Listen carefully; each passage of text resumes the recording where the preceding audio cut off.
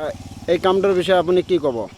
Actually আমি যিমান এই ড্ৰেইঙৰ কামবিলাক চলি আছে PW ডিপাৰ্টমেণ্টৰ প্ৰত্যেকটো ড্ৰেইঙতে এই থিয় কৰা ৰডটো যোনটো আছে আমাৰ ডাবল জালি হ'ব লাগে আৰু ইয়াৰ ৰডৰ স্পেচটো 200 হ'ব লাগে আৰু ইয়াতে দিয়া আছে এই ড্ৰেইঙৰ কামটো ইমান মানে দুৰ্নীতি কৰিছে এই ৰডৰ স্পেচটো 300কে দিছে আৰু ৰডৰ ছিংগল জালি বনাইছে।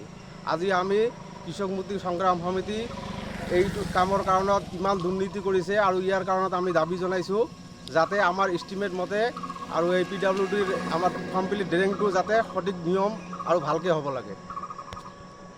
হয়, বিলাসীপাৰা গড় কাপ্তানি বিভাগৰ অন্তৰ্গত বিলাসীপাৰা উন্নয়ন খণ্ডৰ কাৰ্যালয়ৰ সন্মুখত PWD ডিপাৰ্টমেণ্টৰ পৰা এটা নালাৰ কাম চলি আছে।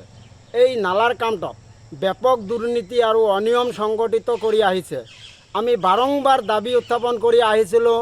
ইঞ্জিনিয়াৰ SDO আৰু JEক আমি বাৰংবাৰ দাবী জনাইছিলোঁ যে এই কামটোত ব্যাপক দুৰ্নীতি হৈ আছে, এই কামটোত তদন্ত হ'ব লাগে। কিন্তু SDOই হওক বা ইঞ্জিনিয়াৰে হওক বা JE হওক কোনো ধৰণৰ নালাৰ কামটোত তদন্ত নকৰিলে। গতিকে আমাৰ সন্দেহ হৈছে যে SDO আৰু ইঞ্জিনিয়াৰ আৰু JE এই কামটোত দুৰ্নীতিত জড়িত হৈ আছে। আৰু যেতিয়াৰ পৰাই SDO ইঞ্জিনিয়াৰ আৰু JE এই যে PW ডিপাৰ্টমেণ্টত আহিছে তেতিয়াৰ পৰাই ব্যাপক দুৰ্নীতি হৈ আছে। তেওঁলোক খালি কমিশ্যন ৰাজ চলাই আছে।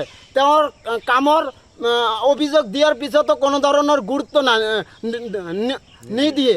গতিকে আজি আমি আপোনালোকৰ চেনেলৰ যোগেদি ধুবুৰী জিলা উপায়ুক্ত মহোদয় হওক বা সমজিলা আয়ুক্তই হওক আমি দাবী উত্থাপন কৰিছোঁ যে অতি শীঘ্ৰে এই PWD ডিপাৰ্টমেণ্টৰ নালাৰ কামটোৰ তদন্ত হ'ব লাগে। আৰু তদন্ত কৰি এষ্টিমেট হিচাপে কাম কৰাৰ কাৰণে আমি কৃষক মুক্তি সংগ্ৰাম সমিতিৰ তৰফৰ পৰা দাবী উত্থাপন কৰিছোঁ। নহ'লে আমি কৃষক মুক্তি সংগ্ৰাম সমিতি আৰু এই টাকাৰ স্থানীয় ৰাইজক লৈ ভয়াৱহ আন্দোলন গঢ়ি তোলাৰ কাৰণত বাধ্য হ'ম। আৰু যি সময়ত অসমৰ মুখ্যমন্ত্ৰী হিমন্ত বিশ্ব শৰ্মা ডাঙৰীয়াই দুৰ্নীতিমুক্ত অসম গঢ়াৰ কথা কয়, ঠিক তেনে সময়তে এই PWD ডিপাৰ্টমেণ্টৰ ইঞ্জিনিয়াৰ SDO আৰু JE ব্যাপক দুৰ্নীতি জড়িত হৈ আছে। ইয়াৰ ওপৰত উচ্চ পৰ্যায়ৰ তদন্ত কৰাৰ কাৰণে আমি মুখ্যমন্ত্ৰী মহোদয়ক দাবী উত্থাপন কৰিছোঁ। যিকোনো খবৰৰ বাবে যোগাযোগ কৰক আমাৰ এই নম্বৰত 9181 307 221।